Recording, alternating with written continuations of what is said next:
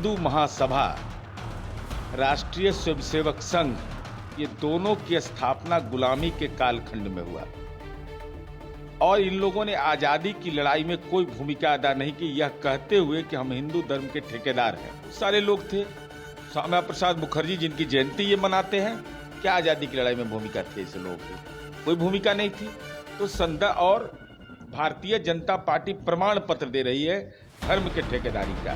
देश में इंडिया और भारत को लेकर चर्चा तो हो ही रही है, लेकिन अब जिस तरीके से हिंदू धर्म को लेकर विवाद इस मामले में, क्योंकि आरजेडी के प्रदेश अध्यक्ष जगदानंद सिंह ने कहा कि जो टीका लगाते हैं उन्होंने ही देश को गुलाम बनाया है, जिसके बाद भारतीय जनता पार्टी के जो नेता हैं, सांसद हैं रविशंकर प्रसाद, उन्होंने कहा है कि जो इंडिया वाले लोग हैं, इन लोगों ने हिंदू धर्म को जो है वो कहा जाए कि अपमान करने के लिए इन लोगों ने इंडिया गठबंधन बनाया है। अब इस पर हम बात करेंगे।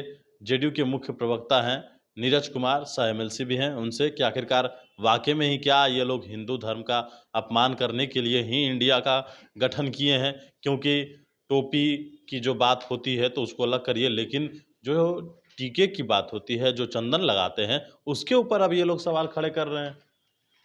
देखिए, माननीय जगदानंद सिंह जी ने जो बयान दिया है उसके गलत राजनीतिक अर्थ निकाले जा रहे हैं। सच यह है कि हिंदू महासभा, राष्ट्रीय स्वयंसेवक संघ, ये दोनों की स्थापना गुलामी के कालखंड में हुआ और इन लोगों ने आजादी की लड़ाई में कोई भूमिका अदा नहीं की, यह कहते हुए कि हम हिंदू धर्म के ठेकेदार हैं। नहीं तो बताएं कि आरएसएस 1925 से 1947 तक क्या तिरंगा का सम्मान करता था?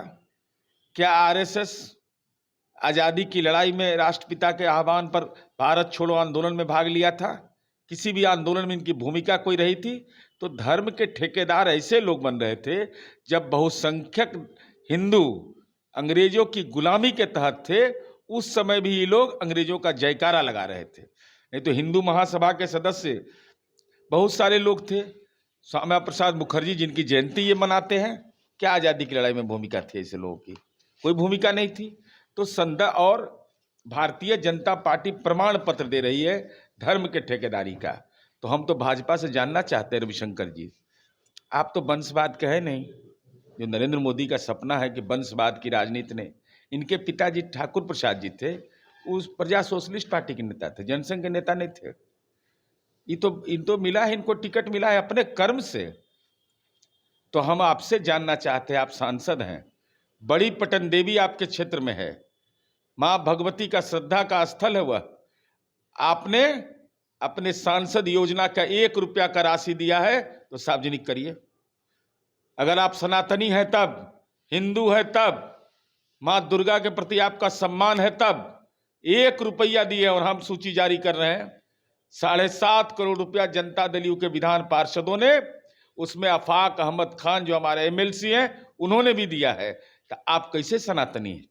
और हम आपसे जानना चाहते हैं कि अगर आप सनातनी हैं, आपने तो यह कहा था, देश की जनता के सामने कहा था कि उत्तर प्रदेश में अयोध्या का बाबरी मस्जिद गुलामी का प्रतीक है।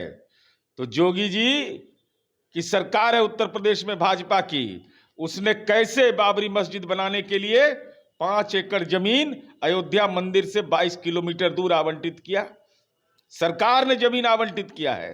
तो गुलामी का प्रतीक बता रहे थे बाबरी मस्जिद को, आज वह बाबरी मस्जिद बनाने के लिए आप जमीन दे रहे हैं, तो आप फर्जी सनातनी है ना। आप बताइए कि भाजपा शासित प्रदेश, चाहे उत्तर प्रदेश हो या मध्य प्रदेश हो, आपने कितने मंदिर की घेराबंदी कराई? हमने 355 मंदिर की घेराबंदी कराई। तो आप फर्जी सनातनी तो आप हो, मंदिर तोड़वाते हो। 2416 मंदिर तोड़वा दिया। जरा बताइए इन मंदिरों का निर्माण कहाँ करवाया आपने? लेकिन बिहार में जो मंदिर टूटे, तो हम लोगों ने, मस्जिद टूटा तो मुख्यमंत्री जी ने निर्देश दिया कि तुरंत बनाइए। अरे चलिए गया, आज तो गया धाम का शिलान्यास होने जा रहा है, धर्मशाला का। फल्गु, सीता का श्राप था कि वहां पानी नहीं आएगा, वहां रबर डैम बना दिया हमने। आइए, अब तो सब पिंडदान करने जाइएगा ना, मन करे तो राजनीतियों का पिंडदान कर लीजिए। कौन रोक रहा है? वहाँ कर लीजिए जा करके। वहाँ एकदम गंगा का पानी 3.5 फीट रबर डैम में रहता है। अच्छा, आपके गठबंधन में ही हैं और अब आरजेडी के विधायक हैं। उन्होंने कहा है कि जो 4 पार्टियां हैं, वो चारों पार्टियों के जो प्रदेश अध्यक्ष हैं, वो लालू यादव की राजनीतिक पैदाइश है। इस ढंग की भाषा, एक तो वो पार्टी के प्रदेश के प्रवक्ता नहीं है, उनके बयान पर कोई टिप्पणी दिया जाना इसलिए भी प्रासंगिक नहीं है कि वो प्रवक्ता नहीं है, भाई सहयोगी है एक दूसरे के। 74 आंदोलन की उपज हैं, चाहे माननीय लालू प्रसाद जी हो या माननीय नीतीश कुमार जी हो।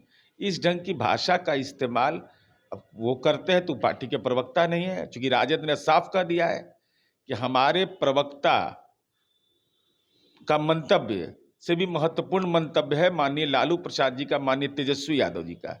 तो उनका कोई मंतव्य आया नहीं, तो इन लोग के मंतव्य को तो राजनीति में बीपीएल का मंतव्य इनकी पार्टी मान रही है, तो हम क्या मंतव्य दें इनको?